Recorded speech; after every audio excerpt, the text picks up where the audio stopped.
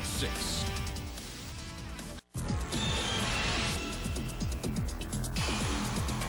A shelter is supposed to be a place where the innocent are protected from abuse or danger. But our I-Team found one Metro animal shelter letting some animals suffer and even die.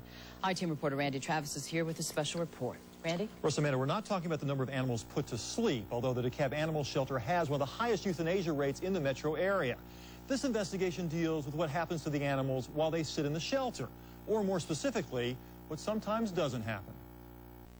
God, come here. Dogs clearly hold a special place in Tina Chadwick's heart and in her Oakhurst home. So when the advertising executive visited the DeKalb Animal Shelter a few months ago, Tina says she couldn't take her eyes off a little straggly Yorkie with a big gash on her head. I noticed it because it was particularly pitiful, and I thought, this dog needs help. She says she immediately notified the kennel about the dog's injury. They told me that they can't touch the dog for 5 days when it's brought in case the owner comes back. Even if it needs vet care? Yeah. But when Tina came back 7 days later, she says the Yorkie looked even worse. So she paid the $92 adoption fee on the spot, only to learn she had to wait 3 more days so the Yorkie could be spayed by a vet. When a veterinarian finally saw the dog, 9 days after she arrived at the DeKalb Animal Shelter, the Yorkie was covered in more wounds, evidence of a fresh attack by another dog in the shelter. The county decided to put the Yorkie to sleep. Tina found out later. It was highly adoptable and obviously needed vet care, and you had people willing to take it. So, it was really frustrating. Frustrating because critics of the DeKalb Animal Shelter insist it's happening here again and again. Injured or sick dogs allowed to suffer and die inside these walls because critics say the county won't even offer minimal vet care. Dogs that could have wound up in new homes. In March, a DeKalb Animal Control officer seized 2 poodles in an abuse case. Both dogs appeared starving, with infected wounds and urine burns all over their bodies. According to the officer's report, kennel manager Suzanne Kinman advised me we could not do anything for the animals. The officer pointed out the injuries again. 3 times I asked for help and she refused. She told me to go to my supervisors. Finally, the officer's supervisor okayed the vet trip and the poodles got medical attention. Today they're healthy, happy, and ready for adoption through a local rescue group. We met with kennel manager Kinman and her boss, Frank Boldo. I don't know which dogs you're talking about. The poodles? I don't know. No, that's, that's not, unless you have the record in front of you, yeah. I can show you some pictures if you want. Nah. I don't want any abuse of pets, none whatsoever. There's zero tolerance for it. But at the same time, there's zero tolerance for staff not to provide adequate services when those pets come in. DeKalb CEO Vernon Jones puts part of the blame on the shelter itself. He says the county has outgrown the 16-year-old facility with more than 10,000 animals each year, some who may be coming from other counties who won't take animals abandoned by their owners.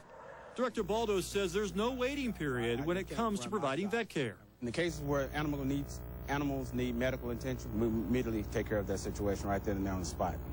Would you be concerned then if that wasn't happening here? Yes. An I-Team survey of other counties turned up some startling comparisons.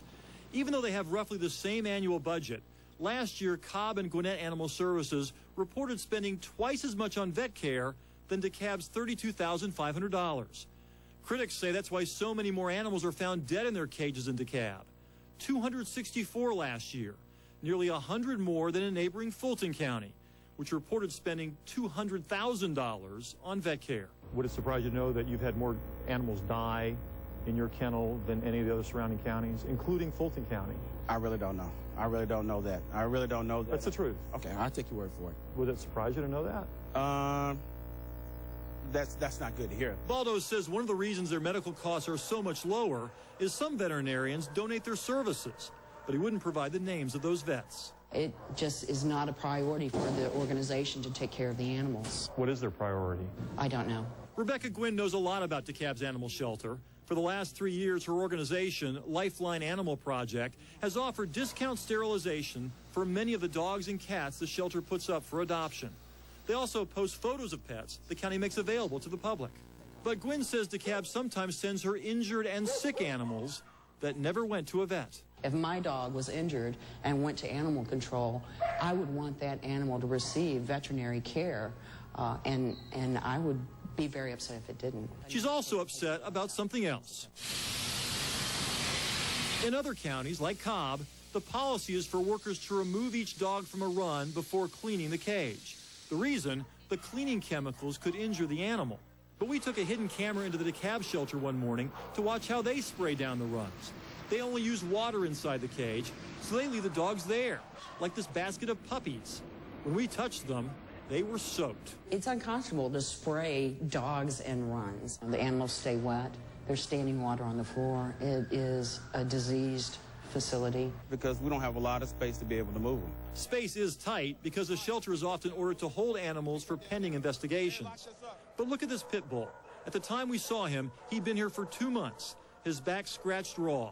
Kennel manager Kim had diagnosed him with a flea allergy. But he never got any medical attention either. Do you think he's in pain?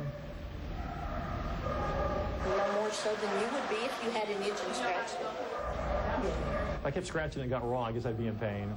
If so, he's not in pain anymore. The same week of our visit, DeKalb County put him to sleep.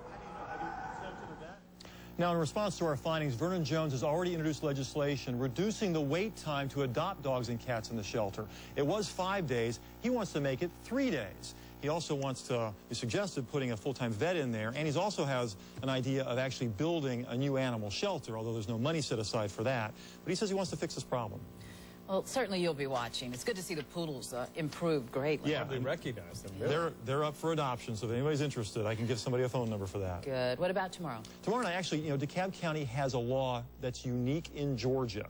The question is, are they enforcing this unique animal law? And we'll tell you about that tomorrow night. All right, we'll see you then. Randy, thanks.